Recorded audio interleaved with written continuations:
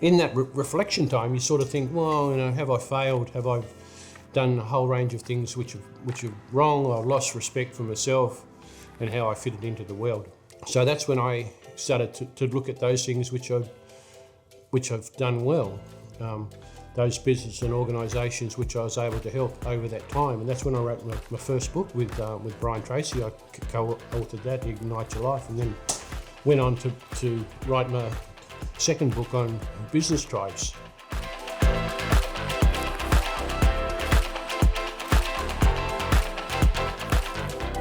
Another question that lots of people have asked is business tribes just for businesses? So what we'll go through in this little session on how you can understand business tribes is for social skills as well. So what are social skills? And that's an interesting one. In this time of social media, is it how to use Facebook well, how to use LinkedIn well, how to a Facebook Live.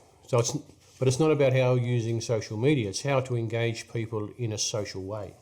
And the first step is to be confident in yourself. So to be able to engage people in a social way, in a way that you can make friends, have that relationship with people, it's to be able to do it in a way that again, this old-fashioned type of networking where you're trying to smooth people, how to be fake, how to push yourself forward onto people, that's a thing of the past. And in a social setting, it's the same. So it's first off is having confidence in yourself, confidence that you are important to you, confidence that you've got knowledge, you've got information that you would like to share with people, and that it's important.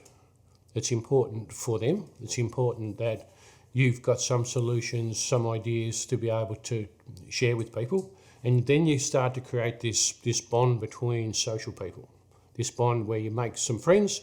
And then you can see what you can do together in moving forward.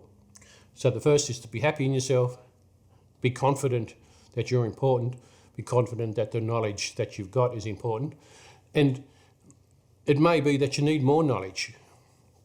So one of the things which I did, even though I've been in business for 45 years and lots of board and committees all over the world helping businesses grow, making $150 million of value for different businesses all over the place, and helping organisations, to grow double numbers, all these really amazing things.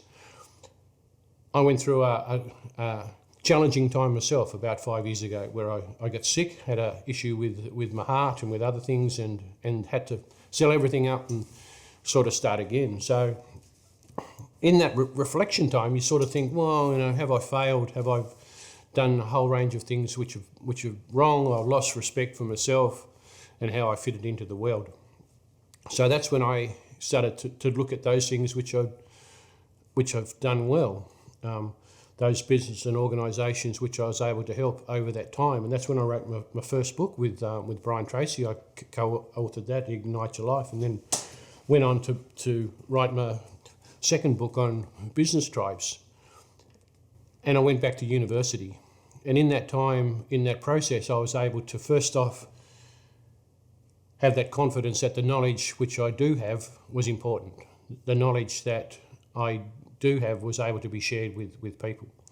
And the second was that if there was gaps, I was able to improve that. And it's the same in any social setting. If you need more information, if you need more skills, you should look at it in an objective way to be able to go out and relearn, reteach, or gain that new and up-to-date information.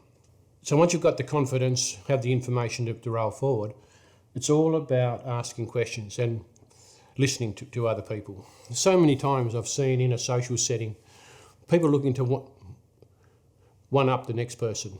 Someone's talking about an issue that they've got or a problem that they've got, and the next person says, oh, I've got the same problem, or, they're trying to yabber over the top of the first person and think that their problem's more important than the other person's problem. And then the third one might chip up with the same issue, that they're looking to have my problem's worse than your problem. And in a social setting, that's difficult to be able to manage. So you just got to have in that social sense to be able to work through those on their own merit, that they're all important, and to go through each one of those in in a manner that the people don't feel offended that they've been over talked. People don't feel offended that you go back to the latest one that said their problem, but you go back to the first people as well. So listening to people, understanding what their issues are in any social setting is really, really important. And asking questions also makes them feel that you understand them and care about them. And a social setting is no different to others, that people don't care how much you know until they know how much you care. So it's caring about people in a social setting builds those bonds between individuals, which are really important.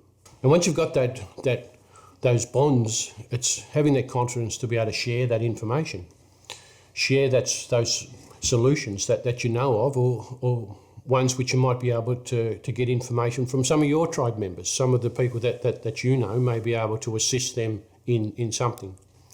For instance, I'm not a plumber, but I know plumbers. So if someone's got an issue of a plumbing problem, I won't try and fix their problem for them because they need that specialist help. So I try to put them in touch with one of my plumbing tribe members. That way I'm looking after my tribe, which is the plumber, also looking after my new social tribe as well. So giving them someone who can fix their problem for them based on I know that my plumber has solutions. I trust and respect that he's not going to have a solution that's not going to work or overcharge them in some way. So it's having that trust and respect for all your different tribes to be able to make that happen. And once that you start to be seen as an expert in solutions. You might be not be an expert in the plumber, but you may be an expert in other things which you know of, but you can actually put people together with that to be able to help your social group.